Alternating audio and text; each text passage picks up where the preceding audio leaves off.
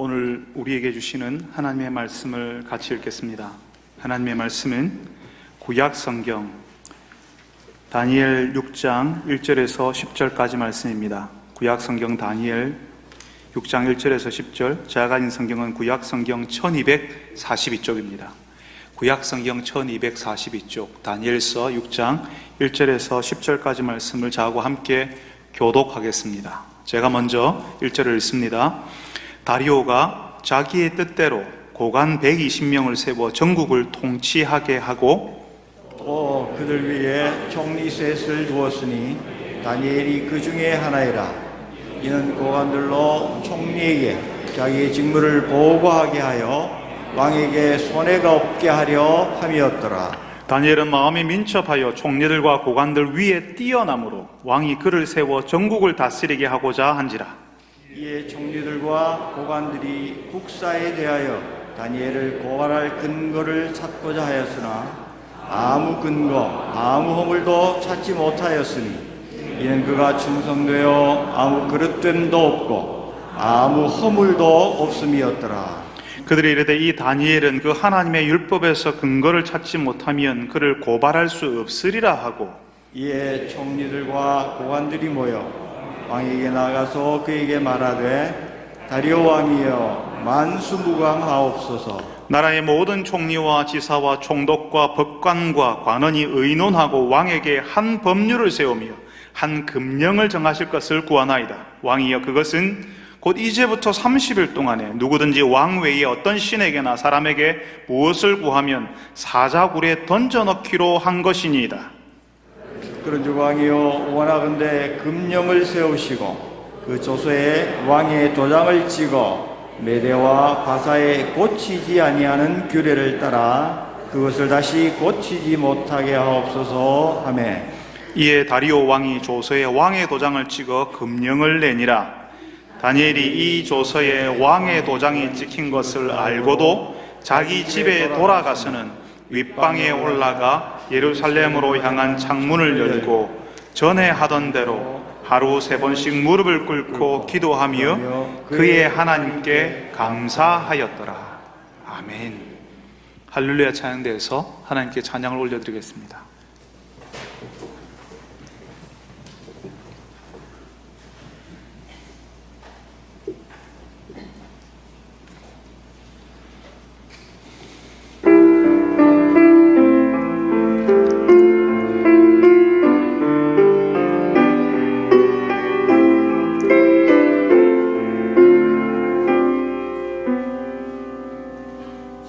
높은 하늘에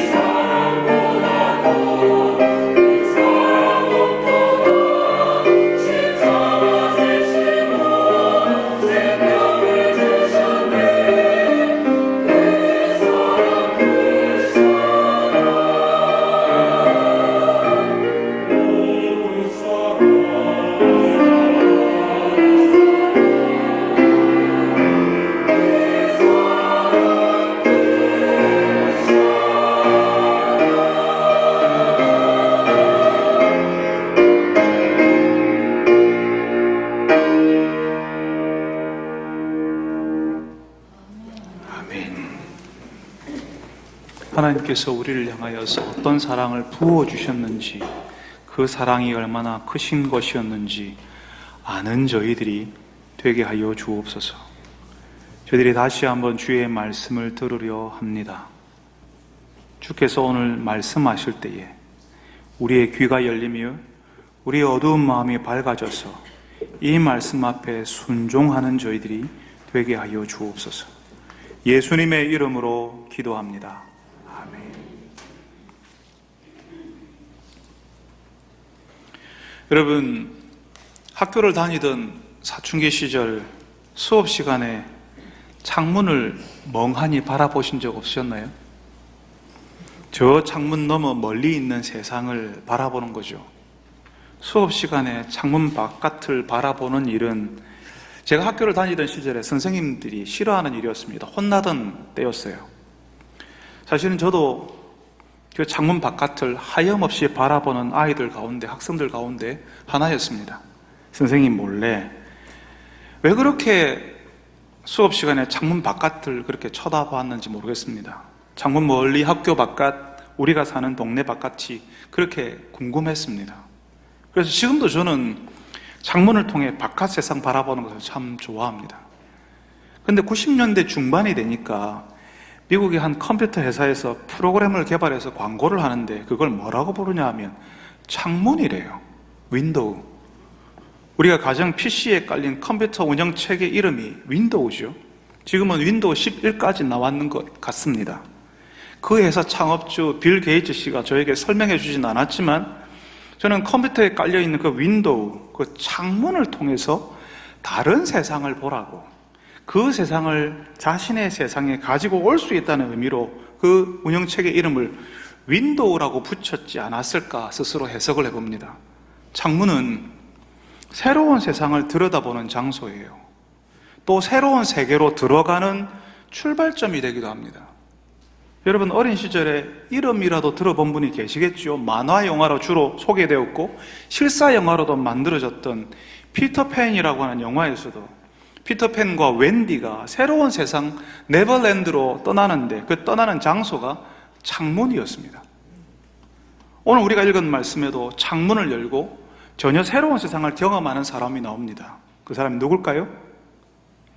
다니엘입니다. 우리가 다니엘에 의해서 읽었죠? 이 다니엘은 유다가 멸망하고 바벨론 제국의 포로로 잡혀갔던 사람이었어요. 여러분, 이 당시에 포로로 잡혀가는 것이 뭘 의미하냐면요, 다시 그 나라를 일으킬 만한 사람들을 잡아가는 거예요. 망한 그 나라를 다시 일으키지 못하게 그 인재들을 데리고 가서 잡아가서 제국을 위해서 일하도록 만드는 겁니다. 세상을 지배하는 제국의 특징이 뭐냐 하면요, 온 세상의 인재들을 빨아들이는 거예요. 세상에 똑똑한 사람들 다 모아서 그 제국의 지배가 계속되도록, 그 제국의 질서가 영속되도록 만드는 겁니다. 그래서 제국인 거죠. 미국 바이든 대통령 정책이 뭐냐 하면요, IT 관련, 정보 기술 관련 전문가, 특별히 외국인들, 미국 바깥에 사는 사람들, 그렇지만 그런 IT 전문가, 특별히 전문가들, 다른 여러 지역, 여러 관련 전문가들에게 비자를 내어주고요, 영주권을 얻게 해주는 거예요. 세계의 인재들을 빨아들이는 블랙홀 역할을 하는 겁니다. 괜찮은 사람들은 다 미국에 있고 다른 나라들은 그 인재를 못 구해서 힘들어지는 일을 벌어지게 만드는 거죠. 다니엘이 그런 사람 중 한 사람이었습니다. 그런데 여러분, 다니엘은 망한 나라에서 포로로 잡혀온 소수민족 출신이었는데요, 오늘 말씀을 보니까 그 다니엘이 그 당시 세상을 지배하고 있던 제국의 최고 공직자 3명의 총리 가운데 한 사람이었답니다. 제국을 다스리는 최고 고위 공직자 셋 중에 한 사람이 되었으니까 이 다니엘이 평소에 그 전부터 얼마나 자기 관리에 철저했겠습니까? 오늘 말씀은요, 다니엘의 일 처리 솜씨가, 업무 수행 능력이 대단했다고 이야기합니다. 오늘 우리가 읽은 말씀 3절에 다니엘은 마음이 민첩하여 총리들과 고관들 위에 뛰어남으로 왕이 그를 세워 전국을 다스리게 하고자 한지라. 셋 중에도 더 잘했기 때문에 그 중에 한 사람, 1인지하 만인지상의 자리에 이 다니엘을 앉힐 계획을 가진다는 거죠. 그러니까 다니엘은 그냥 우연히 소수민족 우대 정책 때문에 유대 출신 중에도 이번에 총리 한 사람 세워줘야지 그렇게 해서 총리가 된 게 아니었다는 거죠. 하나님을 모르는 세상 속에서 다니엘은 철저하게 실력으로 다른 사람들을 압도하는 경쟁력으로 그 자리에 올라섰던 겁니다. 근데 문제는요, 이 다니엘이 하나님을 모르고 또 하나님을 인정하지 않는 세상 속에서 하나님을 섬기는 총리였다는 겁니다. 여러분, 우리나라에 새 정부가 들어서니까 선거 때 중요한 역할을 했던 사람들이 뒤로 밀려나고 있는 것을 보지 않습니까? 중앙부처 정치판에서 치열한 권력 싸움이 일어나는 거죠. 어디나 마찬가지입니다. 그 당시 세상을 지배하던 그 제국에서도 중요한 자리를 차지하고 있던 다니엘을 향해서 세 사람의 총리 중에 이제 그 셋 중에도 더 위에 올라서려고 하니까 이 다니엘을 향해서 얼마나 깊은, 얼마나 심각한 견제가 들어왔겠습니까?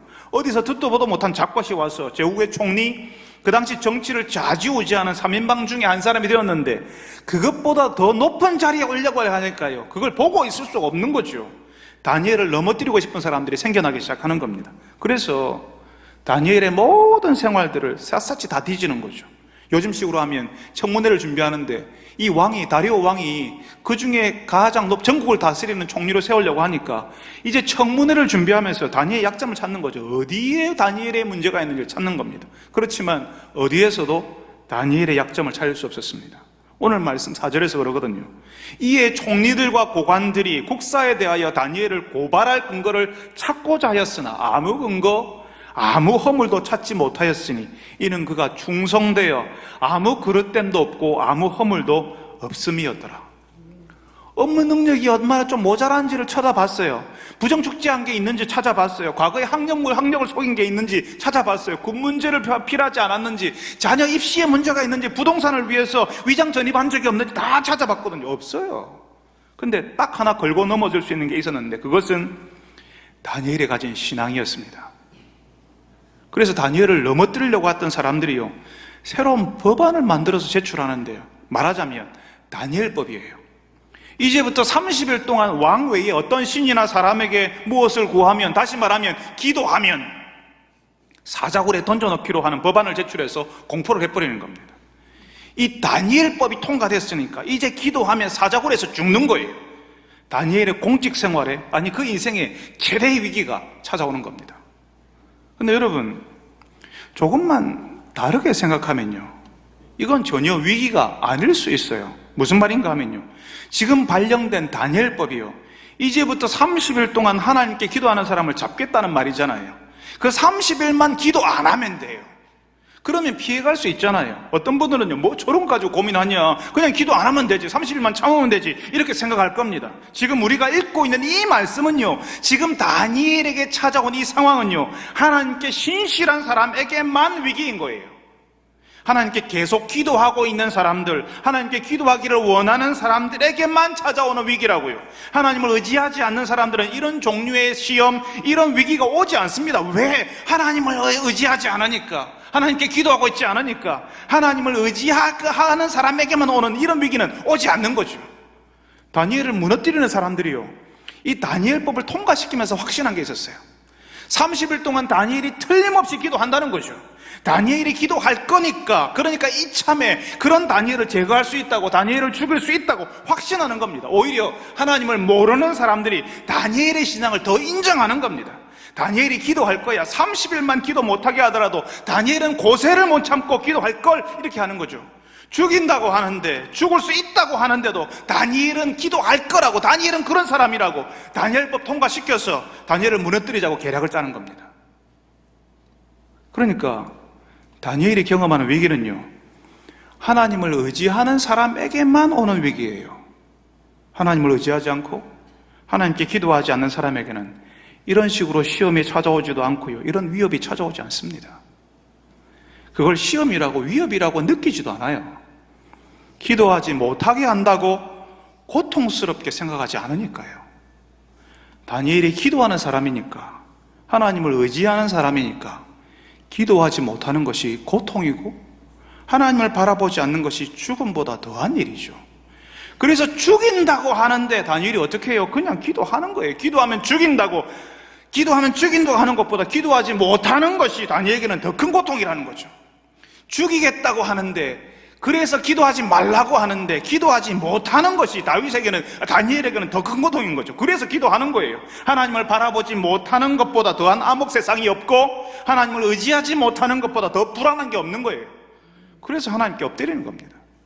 기도하지 못하게 하는 것은, 기도하지 못하는 것은 오직 하나님을 아는 사람들만, 하나님을 의지하는 사람들만 가지는 위기입니다. 하나님을 모르는 사람들은 기도하지 못하는 것이, 기도하지 않는 것이 어떤 위기도 아니고 어떤 고통도 없습니다. 여러분은 기도하지 못하는 것이 고통인가요? 여러분은 홀로 있는 그 시간에 하나님 앞에 엎드리지 못해서, 하나님 앞에 엎드리지 못한 시간이 오래되어서 내 인생이 위기라고 느껴보신 적이 있습니까? 죽인다고 하는데, 사자굴에 던져 넣겠다고 하는데 기도 못할 바에는, 하나님을 의지하지 못하게 할 바에는 차라리 죽겠다고 하는 그 마음을 여러분들 알고 계십니까? 이런 상황에서 오늘 우리가 읽은 말씀은 다니엘이 어떻게 했다고 하죠? 일명 다니엘법이 공포되었다는 사실을 알고도 자신의 집 윗방에 올라가서 예루살렘으로 향한 창문을 열고 하나님께 기도했다고 합니다. 여러분, 오늘 우리는 다니엘이 자신에게 위기가 찾아왔는데 그 위기하고는 상관없이 평소처럼 하나님을 향해 창문을 여는 모습을 보고 있잖아요. 사실 우리가 읽은 말씀 속에 다니엘의 형편은 다니엘을 향한 문들이, 다니엘을 향해서 문들이 다 닫히고 있는 거죠. 하나씩. 다니엘 주변에 있는 모든 사람들이, 한때 총리 일로 같이 했던 그 사람들이, 또 나머지 고관들이, 왕들까지 다니엘을 죽이는 법안에 전부 다 도장을 찍었어요. 이제 문들이 다 닫히고 있는 거예요. 자신을 향해서 문들이 닫히고 있을 때 다니엘은 하나님을 향해 창문을 여는 겁니다. 실제로 우리 역시 우리가 사는 동안에 문이 닫히고 좁아지는 것을 경험해요. 청년들에게는 취업의 문이 그렇게 좁고 결혼, 출산의 문이 좁아지거나 닫혀버리는 것을 경험합니다. 예전에는 결혼하면 그냥 아이를 그냥 쑥쑥 놓는 줄 알았는데 이게 지금은 그런 게 전혀 아니죠. 장년들에게는 나이 50만 넘으면 직장이 문을 닫으면서 나가라고 해요. 나가서 다른 일을 하라고 합니다. 대기업에서는요, 임원이라는 말이 임시직원의 준말입니다. 임원이 되면 나가는 거예요. 그냥 나가라고 하기 그러니까 일단 승진시켜 놓고 승진하고 얼마 지나지 않아서 나가는 거죠. 평생 이것만 하고 살았는데 그 직장 떠나면 도대체 어떻게 하라고요? 여러분, 우리가 살면서요, 답답하고 시간이 지날수록 열리는 것보다 닫히는 것이 많다는 것을 경험합니다. 그러니까 우리가 어떻게 하냐면요, 어떻게든 닫히는 건 열어보겠다고 다니엘처럼 하늘을 향한 창문을 여는 게 아니라 스마트폰, 아이패드, 그리고 TV 화면으로 세상을 들여다보려고 해요. 세상을 향해 창문을 열고 내가 세상을 몰라서 이런 거지 하면서 세상 속으로 더 깊이 들어가려고 하는 겁니다. 어떤 사람들은요, 창문 없는 곳으로 들어가요. 저희 가족이 한번 라스베가스 호텔에 한번 가본 적이 있는데 거기 카지노가 있잖아요. 거기 사람들이 막 다 앉아서 거기 앉아있어요. 기계 앞에. 그 카지노에 창문이 없어요. 시간이 어떻게 가는지, 바깥 세상이 어떻게 되는지 모른 채 그저 거기에 계속 앉아있는 거죠. 수많은 사람들이 거기 앉아있는 겁니다. 그러면서 뭐라고 하는지 아세요? 꼭 기도해야 되나? 하나님이시니까 내가 뭐가 필요한지 다 아시잖아. 하나님이니까 다 아시잖아. 그래서 기도하지 않는 거죠. 하나님이 내가 말 안 해도 다 안다고요. 줄 것 같으면 다 준다고. 하나님이시니까 다 아신다고 하는 그 하나님에 대한 그 지식, 조그만 그 지식을 이용하는 거죠. 기도하지 않는 빌미를 삼아요. 이유로 삼아요. 어떤 분들은 그러시대요. 꼭 헌금해야 되냐고. 하나님이 부족한 게 어디 있냐고. 내가 안 돼도 된다고. 이렇게 생각하시더라고요. 맞습니다, 여러분. 하나님이 다 아십니다. 하나님이 뭐가 부족해서 우리에게 내놓으라고 하지 않습니다. 그런데 여러분, 하나님이 다 알고 계시니까 기도하지 않으면, 하나님이 다 알고 계시기 때문에 내가 기도하지 않으면 그럴 때 내 영적인 상태가 건강해지고 내 영혼이 성장하고 하나님을 바라는 갈망이 생기던가요? 하나님께 감사하고 하나님 앞에 나의 것을 내어놓는 것으로 그 감사를 표현하지 않는 사람이 건강하게 신앙생활을 하는 거 보신 적이 있습니까? 저는 없습니다. 하나님이 다 아실 거니까 기도하지 않고 하나님이 다 가지고 계시니까 감사를 표현하지 않으면요, 오히려 영적으로 피폐해져요. 기도할수록, 하나님께 드릴수록 내 영혼이 풍성해지고 더 자라고 하나님과 더 깊은 관계를 맺습니다. 이게 참 희한한 건데요. 근데 하나님이 다 아신다고 기도하지 않으면요, 하나님 없는 생활, 내 욕망, 내 본성을 따르는 생활을 하게 돼요. 기도하지 않는 사람은 하나님 때문에 오는 그 감사와 감격을 알지 못합니다. 감사하지 못하고 평소에 감격이 없는 사람을 잘 들여다보세요. 기도하지 않습니다. 기도하지 않으면 않을수록 우리의 가슴은 식어지고 우리의 영혼은 어두워지고 우리의 방향은 하나님을 쫓는 것이 아니라 세상 사람들이 쫓아가는 것들을 같이 쫓게 되어 있어요. 그리고 나가 더 빨리 가지 못해서 그 세상 속으로 더 깊이 들어가지 못해서 안타까워하는 거죠. 하나님을 향하여서 가는 생활들이 마치 손해보는 것처럼 다 하나님이 나 못하게 해. 그래서 내가 하나님께 드리는 것이 낭비인 것처럼 보이게 만듭니다. 자꾸 세상 속으로 들어가려고 한다고요. 그리고 자꾸 하나님께 달라고만 해요. 많은 사람들이 오해하는 것이요, 하나님을 향해 창문을 열고 기도하는 것을 하나님께 내 필요한 것을 달라고 하는 시간이라고 생각을 해요. 왜 기도를 자신의 필요를 말하는 시간으로 생각할까요? 기도는 단순히 우리의 필요만을 말하는 시간이 아닙니다. 내 필요만을 이야기하니까요, 5분 이상 기도할 수가 없어요. 5분 동안 내 필요한 거 다 이야기했거든요. 그러니까 계속 기도하는 사람은 이해하지 못하는 거죠. 어떻게 기도할 게 있냐라고. 5분 동안 내 필요한 걸 다 이야기했으니까 그다음에 기도할 게 없는 거죠. 기도를 이어가지 못하는 거예요. 기도는 단순히 우리의 필요만을 말하는 시간 아닙니다. 하나님과 교제하는 시간이고, 하나님과 만나는 시간이고, 하나님께 내 마음을 쏟아놓고 하나님으로 채워놓는 시간입니다. 하나님께 기도하는 가운데 내가 누구인지 알게 되고 나의 죄를 깨닫게 되고 하나님 앞에서 변화를 경험하는 거예요. 단순히 이것 주십시오 저것 주십시오 하는 시간이 아니라고요. 여러분, 오늘 다니엘은 기도 시간을 포기할 수 없었습니다.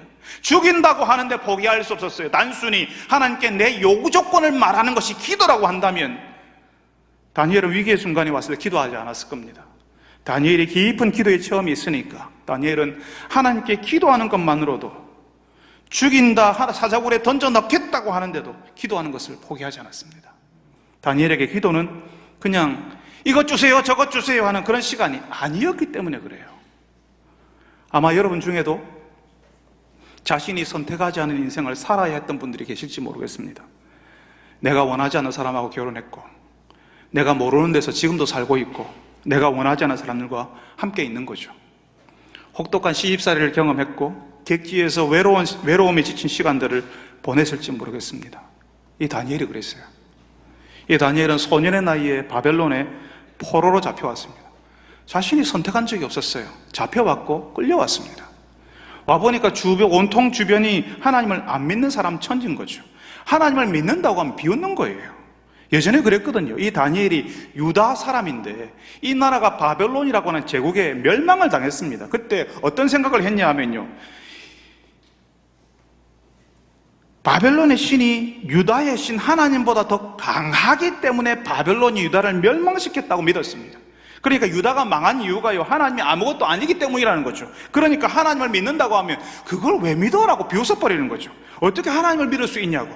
그런 객지에서 다니엘은 전혀 다른 문화, 다른 언어, 다른 환경에서 살아남기 위해서 발버둥 치는데요, 다니엘이 뭘 했겠습니까? 자신을 비웃는 그런 문화 속에서 낯선 땅에 끌려와서 그 땅에서 살아남기 위해서 몸부림치는 동안 다른 사람들이 비웃는 그 하나님께 기도하는 거죠. 그 기도하는 시간을 통해서 하나님의 위로를 경험하고 하나님과 교제하는 시간을 가져온 겁니다.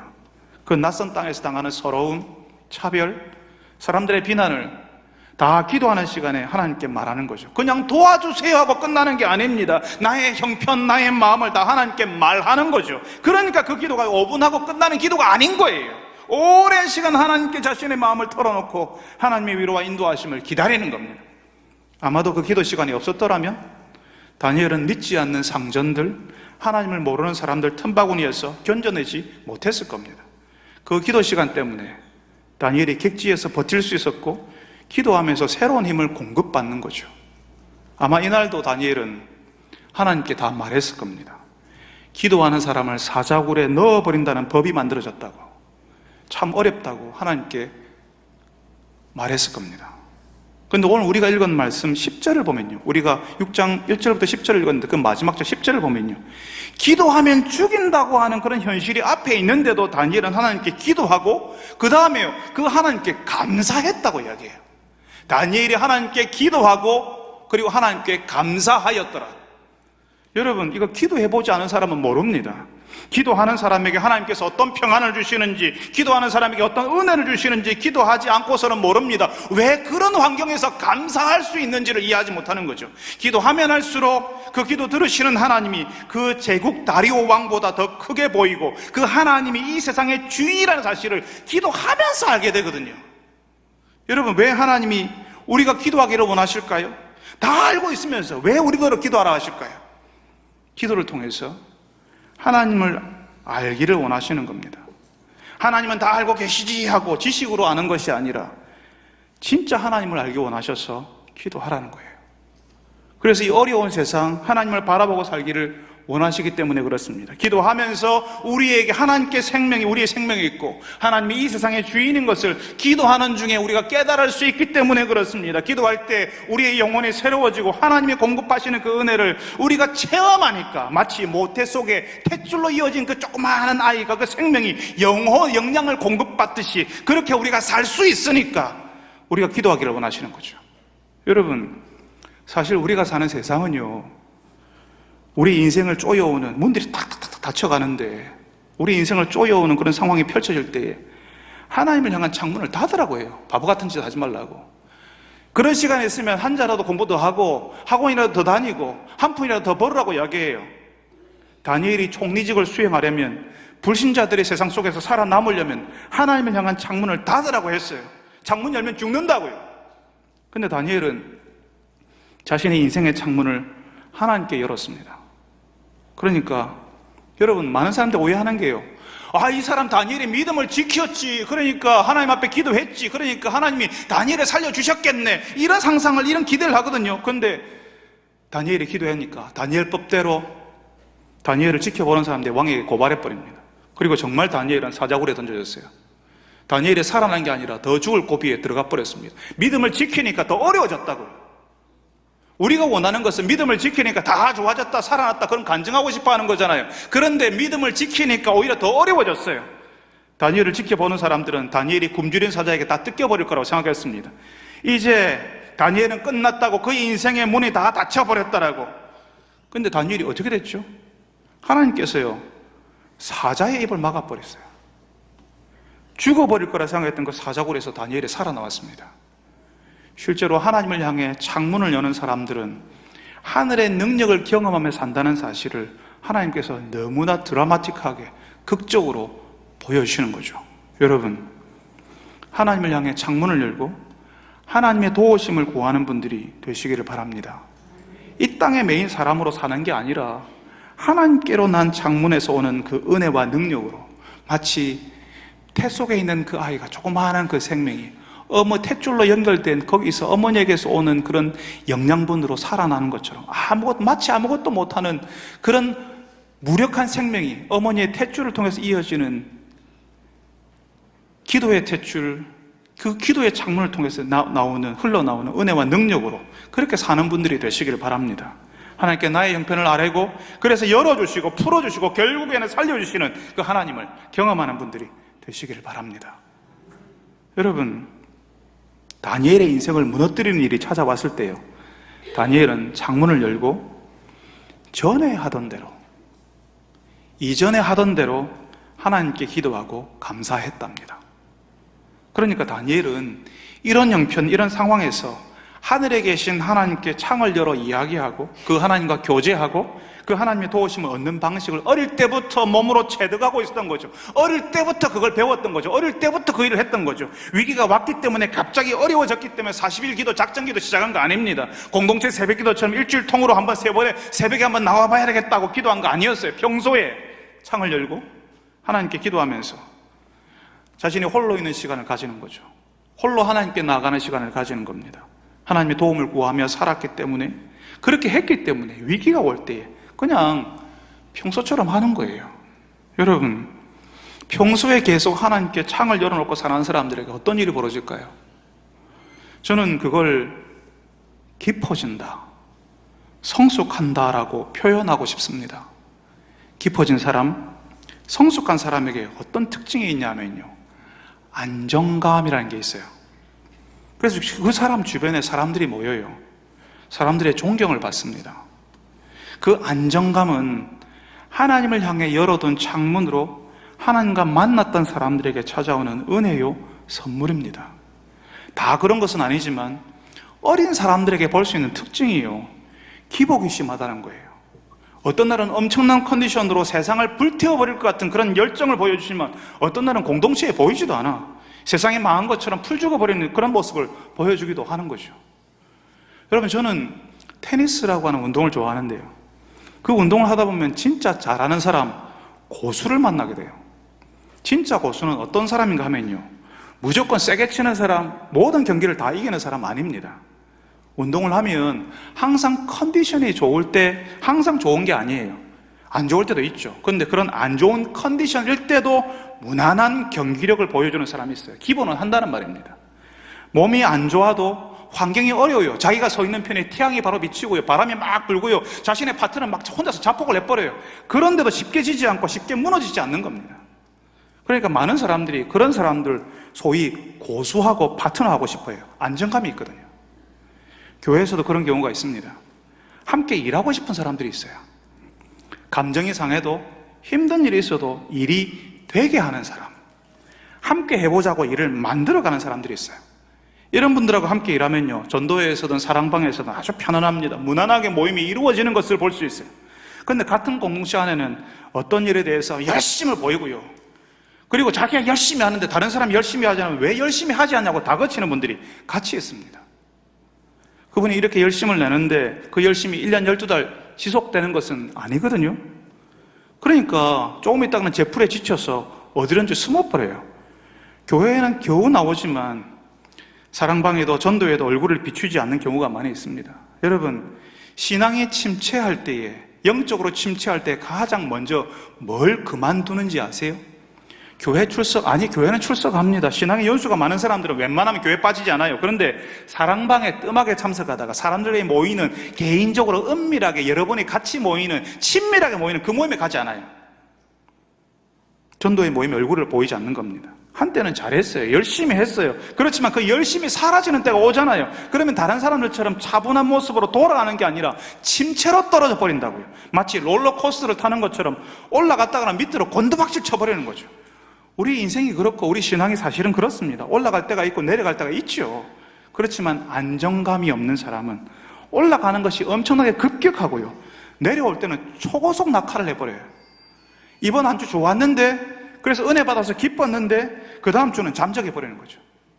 기복이 심해서요, 도대체 일을 맡기려고 하니까 불안하고 안 맡기자니 눈치가 보이는 참 힘든 일이 벌어지게 됩니다. 기복이 심하다는 것은 아직 신앙이 여물지 않았다, 깊이가 없다라는 말과 같은 말입니다. 여러분, 세숫대야에 물 한 대야 이렇게 떠놓고 큰 돌 하나 던져보세요. 풍덩하고 찰싹거리면서 큰 파장과 함께 물살이 팍 튀어오를 거예요. 그 얕은 물에 그 돌이 엄청난 영향을 준 거죠.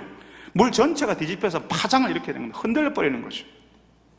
자신이 원하는 대로 돼야 하는데, 하나님께 달라고 한 대로 내가 원하는 시간에 하나님이 해 주셔야 되는데 그게 안 되면요, 내가 원하는 대로 내 시간에 그게 안 되면요, 그 마음에 돌덩이 하나가 팍 하고 던져진 것처럼 풍덩하고 흔들려서 어쩔 줄을 모르는 겁니다. 여러분, 기도하는 사람, 하나님과 계속 이전에 하던 대로 계속 기도의 교제를 하는 사람들은 하나님의 뜻에 순복합니다. 하나님의 생각에, 하나님 앞에 자신의 생각을 다 내려놓아요. 나의 응답, 나의 시간을 내려놓는 거죠. 내가 원하는 대로 되어야 좋은 것이고 그래야 제대로 된 하나님이지라고 하는 생각을 내려놓는 거예요. 다니엘이 기도하면서 그랬을까요? 하나님, 내가 사자굴에 들어가지 않게 해주십시오. 그렇게 하지 않았을 겁니다. 나중에 사자굴에 던져지잖아요, 실제로. 그때 하나님, 이번에 사자 입을 막아버리시면요, 진짜 하나님 영웅됩니다. 하나님 이번에 엄청난 센세이션 이루실 겁니다. 사람들이 깜짝 놀랄 겁니다. 지금이 기회입니다. 이렇게 기도하지 않았을 겁니다.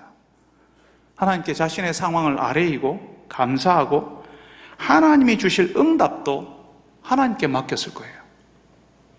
내가 생각하는 응답을 하나님께 말씀드리면서 하나님, 이겁니다, 이대로만 하시면 됩니다, 아시겠습니까? 그렇게 하지 않는 거죠. 하나님이 하실 일을 하나님께 맡기는 겁니다. 하나님의 응답을 하나님께 맡기는 거죠. 하나님께 내 자신을 다 내어 맡기는 겁니다. 이거 참 어렵습니다. 그렇게 할 때에 하나님이 하시는 그 응답을 하나님께 맡길 때에 내가 몰랐던 하나님, 새로운 하나님, 전혀 다르게 다가오시는 하나님을 만날 수 있습니다. 그러니까 오랜 시간 하나님께 창문을 열고 살았던 사람은요, 위기가 올 때 전에 하던 대로 하고요, 하나님께 자신을 내어놓아요. 하나님께 맡기니까. 그래서 위기가 아닌 거죠. 마치 큰 물, 깊은 물에 돌 하나 던진 것처럼 그냥 퐁 하고 끝나버려요. 큰일 났다, 어떻게 하지? 누가 그랬냐고, 이제는 우리 다 죽었다고 하는 게 아니라, 그런 일이 일어나면 그냥 대처하는 거죠. 일어날 수 있는 일이고, 일어났으니 주워 담을 수 없고 그냥 조심스럽게 해결하면 되는 겁니다. 그래서 큰 물, 깊은 물과 같은 영성이 있는 사람을 만나면 호떡집에 불난 것처럼 호들갑 떨던 일들이 그냥 조용히 해결되어 버리는 겁니다. 여러분, 하나님 앞에서 깊어지는 것은 금방 되는 거 아닙니다. 하나님을 향해 창문을 여는 시간을 오래 자주 보낸 사람들에게 찾아오는 거예요. 위기가 올 때에 전에 하던 대로 하는 사람에게 주어지는 선물입니다. 하나님을 향한 창문에, 하나님을 향해서 내어진 그 창문에 오래 머물러 있어야 하나님이 어떤 분이신지, 하나님이 무엇을 원하시는지 보입니다. 하나님의 말씀이 들리고 보여야 내가 깊어질 수 있습니다. 하나님의 은혜로 깊어져야 나의 초라한 모습 때문에 실망해서 하나님께 나오는 것까지 포기해버리는 그 얄팍함을, 나의 그 얄팍함을 극복할 수가 있어요. 신앙이 어린 사람들이 왜 자꾸 나왔다 안 나왔다 하는 줄 아세요? 자신의 열정을 가지고 열심히 해보는데 자신의 컨디션이 좋지 않을 때 자기가 잘하지 못하는 바로 그 상태를 용납이 안 되거든요. 그 상태를 견딜 수가 없거든요. 자기가 못하는 그걸 견딜 수가 없어요. 그래서 자신에게 실망하고 그냥 자신이 가진 신앙과 하나님을 향한 마음까지도 포기하려고 하는 겁니다. 하나님이 허락하시고 하나님이 만드시고 하나님이 주셔야 하는데 자기가 해보려고 하니까 늘 기복이 있는 거죠. 안정감이 없는 겁니다. 여러분, 우리가 하나님을 향해 창을 열 때에 우리에게 찾아오는 것은 바로 늘 한결같은 모습, 안정감입니다. 다니엘이 하나님을 향해 창을 열고 있었으니까 어려울 때 하나님께 기도할 수 있었습니다. 어려우면 사람들은 다 그렇게 다급해지면 기도하는 거지, 지푸라기도 잡는 거지. 아닙니다. 어려우면 다 기도할 거라고 생각하지 마세요. 하나님을 향한 창문에 머물러 있던 사람이 기도하는 거예요. 힘들수록 더 기도해요. 기도하지 않는 사람, 하나님 향해서 창문을 열지 않았던 사람들은요, 하나님 빼고 다른 걸 다 해보려고 해요. 진짜 지푸라기도 잡는 심정으로 다른 거 다 하는데 하나님만 찾지 않습니다. 다니엘은 하나님을 향한 창문에 머물러 있었던 사람이기 때문에 평소처럼 기도하는 거죠. 이전에 하던 대로. 다니엘이 그랬잖아요. 그러니까 제국이 바뀌고 정권이 바뀌어도 바벨론의 포로가 되어서 그 나라가 메데 파사가 되고 나중에 페르시아가 될 때에 제국이 바뀌고 왕이 바뀌고 정부가 바뀌는데 계속 그 정부에서 바뀐 나라에서 계속 중용되는 사람이 될 수 있었습니다. 왜? 안정감이 있으니까. 늘 한결같은 모습을 보이니까요. 여러분들이 하나님께 창을 열어놓아서 위기가 와도 늘 하던 대로 하나님께 기도해서 하나님이 주시는 늘 한결같은 모습을 가지는 분들이 되시기를 바랍니다. 웬만한 물결에도 놀라지 않는 깊어진 사람이 되시기를 바랍니다. 다니엘처럼 사람들에게 안정감을 주는 사람이 되셔서 시대가 어렵지만 어려우니까 여러분이 필요하다고 찾아오는 사람들이 많아지기를 간절히 바랍니다.